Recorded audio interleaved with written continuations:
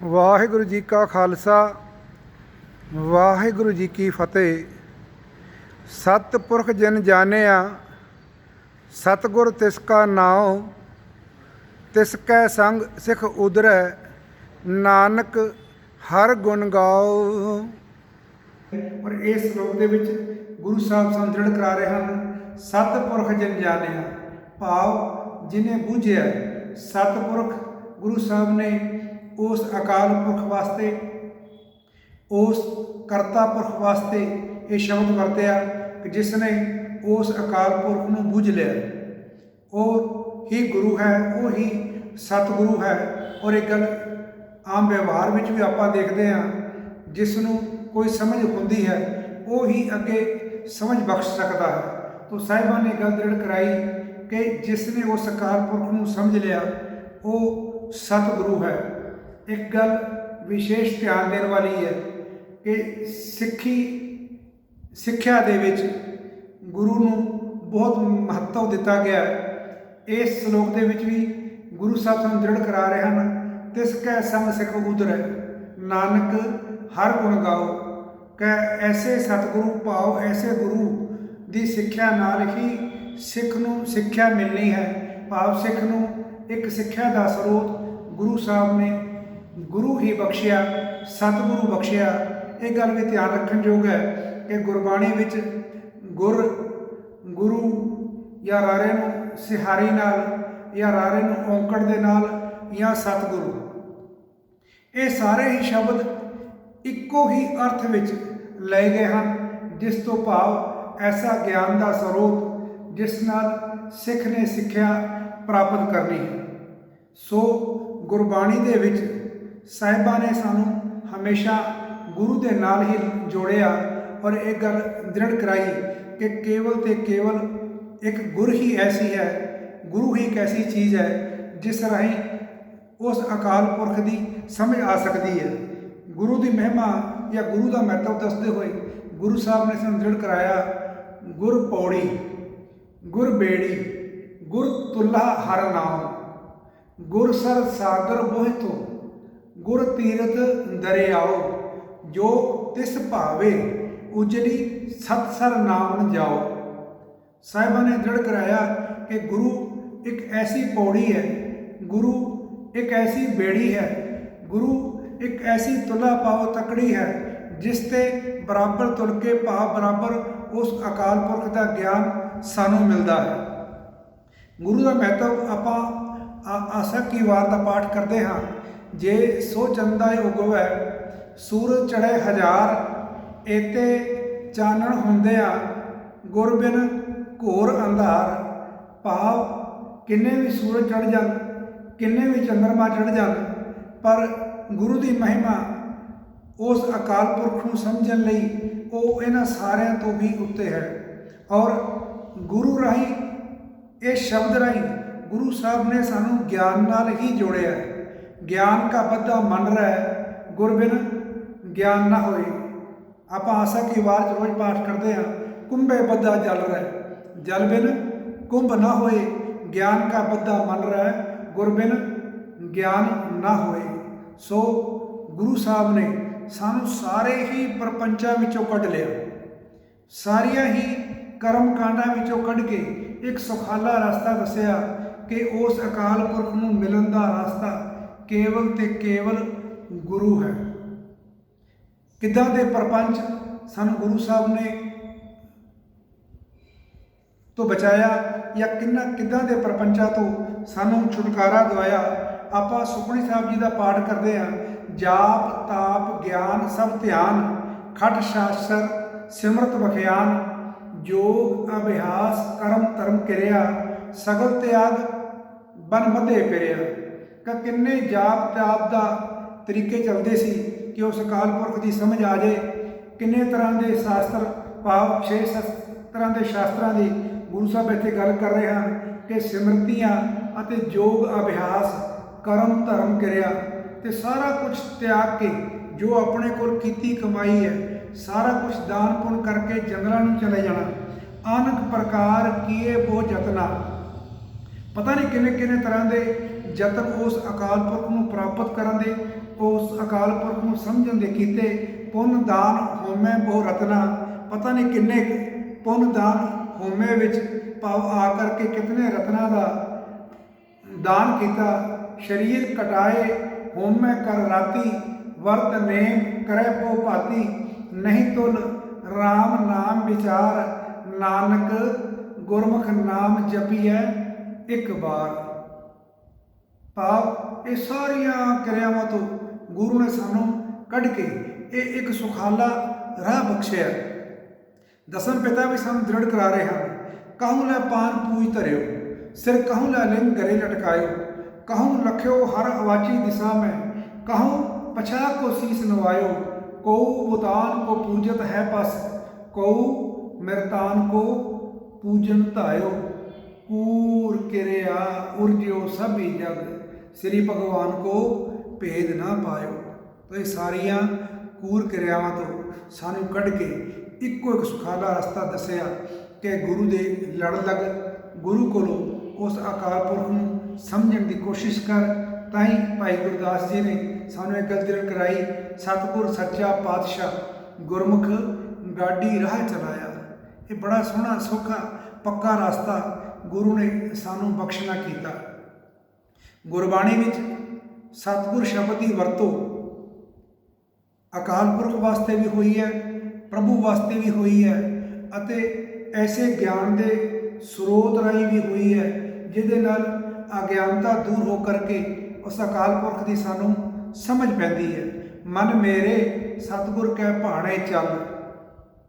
इत्थे साहिब सतगुर अकाल पुरख वास्ते वरत रहे हैं, जप जप जीवा सतगुर नाम, सतगुर जागता है देव। इस तरह ही गुरु नानक साहब ने भी जो उन्होंने गुरु की गल चल रही सी कि गुरु कौन है, गुरु साहब ने जवाब दिता, अपरंपर पार ब्रह्म परमेश्वर, नानक गुर मिलिया सोई जियो। इत्थे भी गुर उस अकाल पुरख वास्ते वरत्या गया है। भाव सतगुर गुर साहिबा ने अकाल पुरख वास्ते भी वरत्या और नाल नाल ऐसे स्रोत वास्ते, ज्ञान के स्रोत वास्ते भी गुरु साहब ने इस शब्द की वरतों की। आपां पाठ करते हैं, गुरदाता गुर हिवै घर, गुर दीपक तह लोए। ऐसा गुरु जो दीपक वर्गा है, हर पासे रोशनी देता है, देण वाला गुरु है। सो ज्ञान का स्रोत गुरु है, बाज गुरु को बार है। बिन शब्द है बूझ ना पाए, गुरमति प्रकाश होए, सच रह लेवलाए। सानू दृढ़ कराया कि गुरु तो बिना हनेरा ही हनेरा है, ते गुरु की सिक्ख्या मिली तो मन दे विच ज्ञान का प्रकाश हो गया और प्रकाश राही उस अकाल पुरख की समझ आई जो रूप रंग चिन्ह तो न्यारा है पर सारे विच विराजमान है। वो है आद सच है, जुगाद सच है भी सच है, भाव हुण भी है, वो बनया होया है। उसकी समझ सानू गुरु राही आती है। सतगुर है ज्ञान, सतगुर है पूजा, सतगुर सेवी और न दूजा। सतगुर ते नाम रतन पाया, सतगुर की सेवा भाई है। सो साहिबा ने गुरु अते सतगुरु इक्को ही शब्दों में वरते, पर इन्हां शब्दों की वरतों राही सानू अकाल पुरख की भी सोझी बख्शी अते नाल नाल सानू उस परमेश्वर की सोझी भी बख्शी। गुरबाणी विच गुरु साहब ने गुरु अते परमेश्वर विच भी कोई भेद नहीं रखिया। गुर परमेश्वर गुर गोबिंद, गुरदाता गुर बख्शिंद। इत्थे गुरु अते परमेश्वर दे विच गुरु साहब किसी तरह का भेद नहीं कर रहे। इस तरह ही गुर परमेश्वर गुर गोबिंद, गुर करता गुर सद बख्शंद, गुर करता गुर सद बख्शंद। गुरु साहब ये दृढ़ करा रहे हैं कि गुरु अते उस अकाल पुरख दे विच किसी प्रकार का भेद नहीं है। एक गल ये ध्यान योगी है कि गुरु शब्द की वरतों उपनिषद काल तो ही होंदी आ रही है। ਉਸ ਵੇਲੇ ਦੋ ਤਰ੍ਹਾਂ ਦੇ ਗੁਰੂ ਪ੍ਰਚਲਿਤ ਸਨ। ਇੱਕ ਸਨ ਕੁਲ ਗੁਰੂ, ਜੋ ਅਲੱਗ-ਅਲੱਗ ਕੁਲਾਂ ਦੇ, ਅਲੱਗ-ਅਲੱਗ ਪਰਿਵਾਰਾਂ ਦੇ ਅਲੱਗ-ਅਲੱਗ ਹੋਇਆ ਕਰਦੇ ਸਨ। ਉਹ ਦੂਸਰੇ ਸਨ ਵਿਸ਼ਨੂੰ ਆਦਿ ਦੇ ਅਵਤਾਰ, ਜਿਨ੍ਹਾਂ ਦੇ ਬੁੱਤ ਬਣਾ ਕਰਕੇ ਪੂਜੇ ਜਾਂਦੇ ਸਨ। ਔਰ ਇਹ ਵੀ ਗੱਲ ਧਿਆਨ ਰੱਖਣ ਵਾਲੀ ਹੈ ਕਿ ਹਮੇਸ਼ਾ ਬੋਲਬਾਲਾ ਗਿਆਨ ਦਾ ਹੀ ਰਿਹਾ ਹੈ, ਸ਼ਬਦ ਦਾ ਹੀ ਬੋਲਬਾਲਾ ਰਿਹਾ ਹੈ। ਗੁਰੂ ਸਾਹਿਬ ਨੂੰ ਜਦੋਂ ਸਿੱਧਾ ਨੇ ਪੁੱਛਿਆ ਕਿ ਤੁਹਾਡਾ ਗੁਰੂ ਕੌਣ ਹੈ, ਕਵਨ ਮੂਲ ਕਵਨ ਮਤ ਵੇਲਾ, ਤੇਰਾ ਕਵਨ ਗੁਰੂ ਜਿਸ ਕਾ ਤੂੰ ਚੇਲਾ। ਗੁਰੂ ਸਾਹਿਬ ਉੱਤਰ ਦੇ ਰਹੇ ਹਨ ਕਿ ਪਵਨ ਆਰੰਭ ਸਤਿਗੁਰ ਮਤ ਵੇਲਾ, ਸ਼ਬਦ ਗੁਰੂ ਸੁਰਤ ਧੁਨ ਚੇਲਾ। ਕਿ ਮੇਰਾ ਗੁਰੂ ਸ਼ਬਦ ਹੈ, ਭਾਵ ਮੇਰਾ ਗੁਰੂ ਗਿਆਨ ਹੈ। ਔਰ ਇਸੇ ਤਰ੍ਹਾਂ ਹੀ ਚੌਥੇ ਪਾਤਸ਼ਾਹ ਨੇ ਵੀ ਸਾਨੂੰ ਦ੍ਰਿੜ ਕਰਾਇਆ, ਬਾਣੀ ਗੁਰੂ, ਗੁਰੂ ਹੈ ਬਾਣੀ, ਵਿੱਚ ਬਾਣੀ ਅੰਮ੍ਰਿਤ ਸਾਰੇ, ਗੁਰਬਾਣੀ ਕਹਿ ਸੇਵਕ ਜਨ ਮਾਨੈ, ਪ੍ਰਤੱਖ ਗੁਰੂ ਨਿਸਤਾਰੇ। ਭਾਵ ਗੁਰੂ ਦੀ ਬਾਣੀ, ਗੁਰੂ ਦੀ ਸਿੱਖਿਆ ਹੀ ਸਿੱਖ ਵਾਸਤੇ ਗੁਰੂ ਹੈ। ਪੰਚਮ ਪਿਤਾ ਨੇ ਵੀ ਇਹੀ ਗੱਲ ਦ੍ਰਿੜ ਕਰਾਈ, ਪੋਥੀ ਪਰਮੇਸ਼ਰ ਕਾ ਥਾਨ, ਸਾਧ ਸੰਗ ਗਾਵੇ ਗੁਣ ਗੋਬਿੰਦ, ਪੂਰਨ ਬ੍ਰਹਮ ਗਿਆਨ।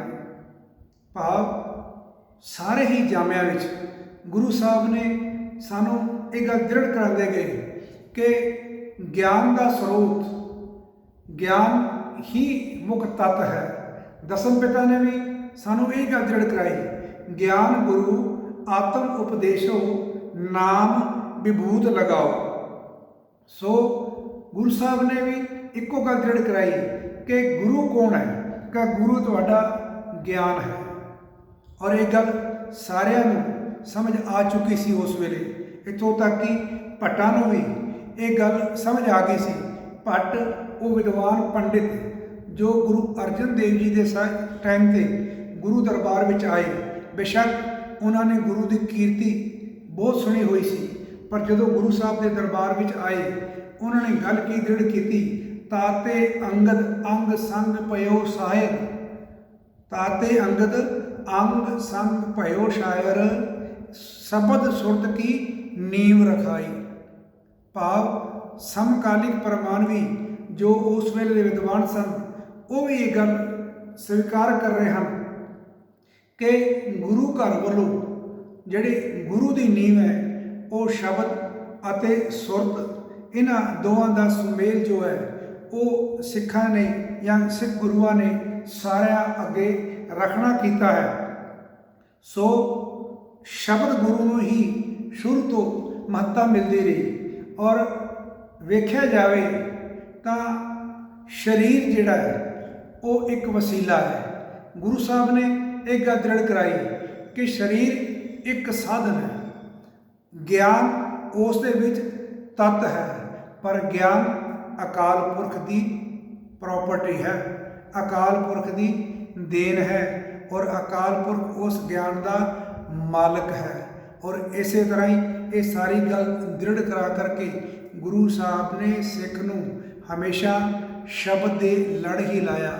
ਔਰ ਦਸਵੇਂ ਪਾਤਸ਼ਾਹ ਨੇ ਸਿੱਖ ਨੂੰ ਬਹੁਤ ਵੱਡੀ ਪਰਉਪਕਾਰ ਕਰਦੇ ਹੋਏ ਸਾਹਿਬ ਸ੍ਰੀ ਗੁਰੂ ਗ੍ਰੰਥ ਸਾਹਿਬ ਜੀ, ਜਿਸ ਦੇ ਵਿੱਚ 6 ਗੁਰੂ ਸਾਹਿਬਾਨ ਦੀ ਬਾਣੀ, 15 ਭਗਤਾਂ ਦੀ ਬਾਣੀ, 11 ਭੱਟਾਂ ਦੀ ਬਾਣੀ, 4 ਗੁਰਸਿੱਖਾਂ ਦੀ ਬਾਣੀ, 9ਵੇਂ ਪਾਤਸ਼ਾਹ ਦੀ ਬਾਣੀ ਗੁਰੂ ਗੋਬਿੰਦ ਸਿੰਘ ਜੀ ਨੇ ਤਖਤ ਸ੍ਰੀ ਦਮਦਮਾ ਸਾਹਿਬ ਵਾਲੇ ਸਥਾਨ 'ਤੇ ਸ੍ਰੀ ਗੁਰੂ ਗ੍ਰੰਥ ਸਾਹਿਬ ਵਿੱਚ ਸ਼ਾਮਿਲ ਕੀਤੀ। ਅਤੇ ਜਦੋਂ ਗੁਰੂ ਸਾਹਿਬ ਨਾਂਦੇੜ ਵਿਖੇ ਜੋਤੀ ਜੋਤ ਸਮਾਨ ਲੱਗੇ ਤਾਂ ਸਾਹਿਬਾਂ ਨੇ ਗੁਰਤਾ ਗੱਦੀ ਇਸ ਸ਼ਬਦ ਗੁਰੂ ਨੂੰ ਦਿੱਤੀ ਤੇ ਸਾਨੂੰ ਆਦੇਸ਼ ਕੀਤਾ, ਆਗਿਆ ਭਈ ਅਕਾਲ ਕੀ, ਤਬੈ ਚਲਾਇਓ ਪੰਥ, ਸਭ ਸਿੱਖਣ ਕੋ ਹੁਕਮ ਹੈ, ਗੁਰੂ ਮਾਨਿਓ ਗ੍ਰੰਥ। ਇਸ ਸੰਦੇਸ਼ ਰਾਹੀਂ ਸਾਹਿਬਾਂ ਨੇ ਸਿੱਖਾਂ ਨੂੰ ਦੇਹਧਾਰੀ ਗੁਰੂ ਪਰੰਪਰਾ ਵਿੱਚੋਂ ਕੱਢ ਲਿਆ। ਸਿੱਖ ਵਾਸਤੇ ਕੇਵਲ ਤੇ ਕੇਵਲ ਉਹ ਅਕਾਲ ਪੁਰਖ ਹੀ ਗੁਰੂ ਹੈ। ਔਰ ਸ੍ਰੀ ਗੁਰੂ ਗ੍ਰੰਥ ਸਾਹਿਬ ਦੇ ਵਿੱਚ ਜੋ ਸੰਦੇਸ਼ ਬਖਸ਼ਿਆ ਗਿਆ, ਸ੍ਰੀ ਗੁਰੂ ਗ੍ਰੰਥ ਸਾਹਿਬ ਗੁਰਬਾਣੀ ਜਾਂ ਅਕਾਲ ਪੁਰਖ ਵਿੱਚ ਕਿਸੇ ਪ੍ਰਕਾਰ ਦਾ ਭੇਦ ਕਰਕੇ ਨਹੀਂ ਵੇਖਿਆ ਜਾ ਸਕਦਾ, ਕਿਉਂਕਿ ਆਪਾਂ ਪਹਿਲੇ ਵੀ ਵੇਖ ਆਏ ਹਾਂ ਕਿ ਗੁਰੂ ਅਤੇ ਉਸ ਪਰਮੇਸ਼ਰ ਦੇ ਵਿੱਚ ਕਿਸੇ ਪ੍ਰਕਾਰ ਦਾ ਕੋਈ ਭੇਦ ਨਹੀਂ ਕੀਤਾ ਗਿਆ। ਸੋ ਗੁਰੂ ਸਾਹਿਬ ਨੇ ਇੱਕ ਸਮਾਨ ਇਹਨਾਂ ਨੂੰ ਰੱਖਿਆ, ਕਿਸੇ ਤਰ੍ਹਾਂ ਦੇ ਇਹਦੇ ਵਿੱਚ ਭੇਦ ਨਹੀਂ ਹਨ। ਔਰ ਇਹ ਜੋ ਗੁਰੂ ਗ੍ਰੰਥ ਸਾਹਿਬ ਹੈ ਇਹ ਨਾਮ ਦਾ ਸੋਮਾ ਹੈ। ਥਾਲ ਵਿੱਚ ਤਨ ਵਸਤੂ ਪਈਓ, ਸਤ ਸੰਤੋਖ ਵਿਚਾਰੋ, ਅੰਮ੍ਰਿਤ ਨਾਮ ठाकुर का पयो, जिसका सबस आधारो, जे को खावै जे को पूंचै तिसका होए। सो आओ प्रण करिए अपनी मत अपना मन गुरु नूं सौंप के, गुरु की दिती हुई सिक्ख्या ते चल के अपने जीवन सफला करिए जी। वाहिगुरु जी का खालसा, वाहिगुरु जी की फतेह।